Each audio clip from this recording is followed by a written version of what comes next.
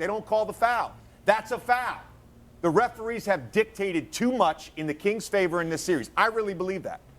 And I don't know if it's the home crowd or whatever. I rarely complain about the referees. In fact, I don't even know if I've ever complained about the referees. I think they're great.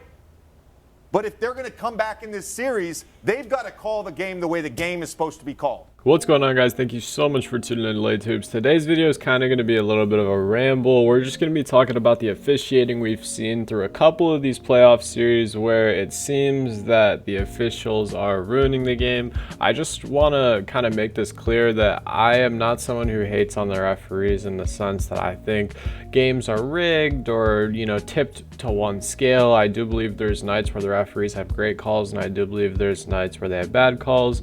In all reality, it's one of the toughest jobs in the world to sit there and make a decision in a split second on some of the most talented athletes. Some people are going to feel it should go one way, some people are going to feel the other, but these clips and games, I guess, we're going to be talking about today are just some that really cannot be excused. We're going to get into mostly talking about the Kings and Warriors, the Clippers and Suns, and then a little bit of the 76ers relating to the actual Warriors team. Be sure to stick to the end just so you can kind of hear about all cylinders of this video. Without further ado, let's get started talking about the Suns versus the Clippers. So last night I was watching the Suns and Clippers game, and the Suns shot 46 free throws last night, and 21 of which came in the third quarter alone against a unhealthy Paul George and Kawhi Leonard-less Los Angeles Clippers squad. And what's super ironic about this is that a couple weeks ago there was a bite from an interview, a soundbite of Monty Williams complaining when they versed the Lakers, saying, when do you see a game of 46 free throws for one team? That's not right. And he was complaining that the Lakers had 27 free throws in one half, but your team tonight on the road had 21 in one quarter. Just absolutely ridiculous that a team made up of 3 or 4 Hall of Famers. We obviously don't know how DeAndre Ayton's career is going to play out, I should say.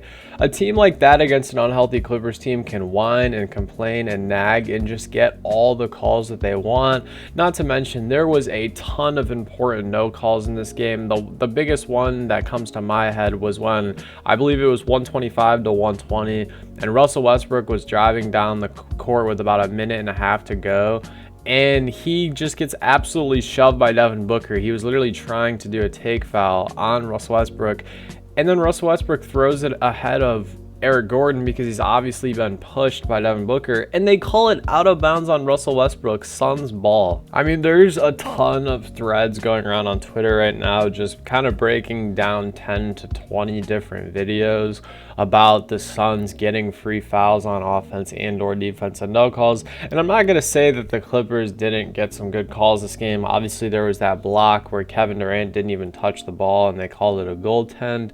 Not every game is officiated perfect. That's what the entire beginning of this video is me saying. But you can't look at a game like this and say to yourself, man, this one wasn't a little tipped in the favor of the Suns. Like, the Suns whistle was going crazy this game. It's just funny how weak the whistle is for NBA superstars at the top of their game. Like, if Terrence Mann or Norman Powell or Eric Gordon barely breathes or touches Devin Booker or even Kevin Durant, they're getting a foul. They're getting a whistle right away. But then Kevin and Devin and Chris and DeAndre Ayton can manhandle people in transition or manhandle people over screens and literally just shove them on the ground or commit take fouls, and then they won't get called.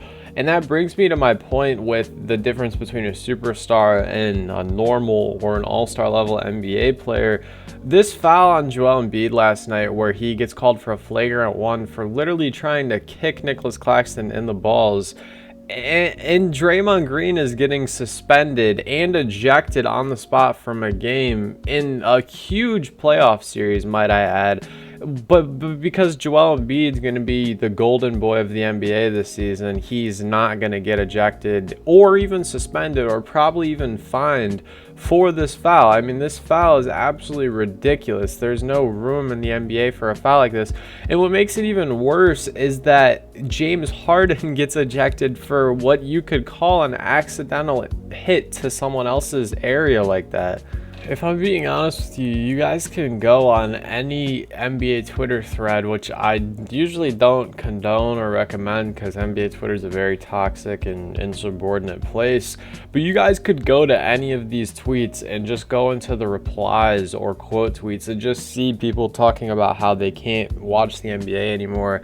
They can't stay in the NBA anymore. They're going to switch to the NFL.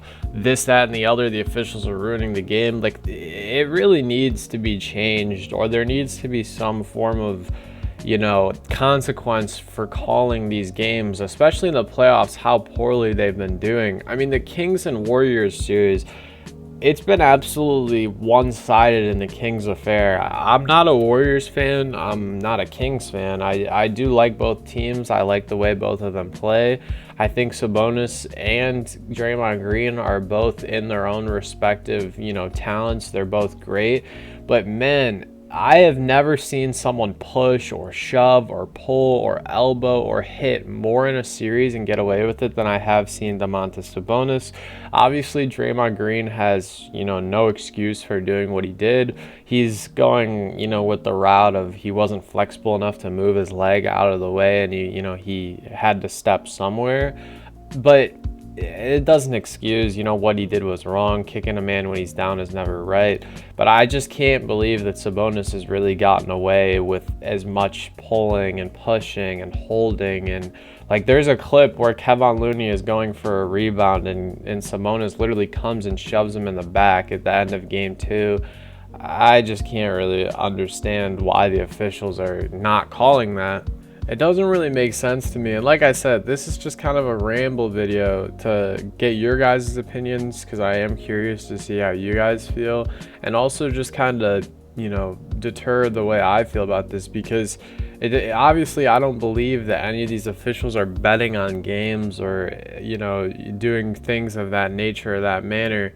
But it's like, why all of a sudden for this last season is the way we officiate games and call games just so tremendously different?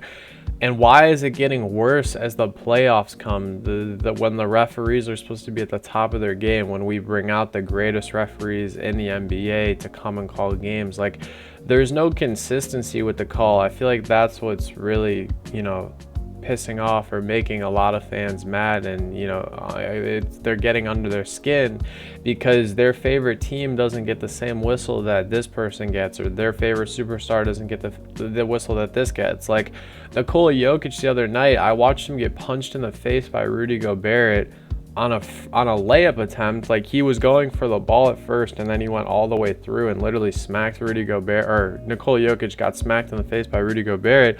And we don't see a flagrant or any of that. We don't even see a shooting foul. Nikola Jokic just falls on the floor and gets up, and he solemnly just goes and finishes the possession. He doesn't complain or nag. But then if that happened to Joel Embiid, he'd be literally on the ground worming around crying like a little baby, and he would get more whistles than I can count on my fingers. Like, there just has to be some consistency with the call. But what do you guys think? Is this interesting to you guys? Do you feel like officiating is ruining the NBA or the way games are called? Let me know in the comments below. If you guys made it this far, I appreciate your support as always. I hope you guys have a great rest of your day and a happy weekend. Peace.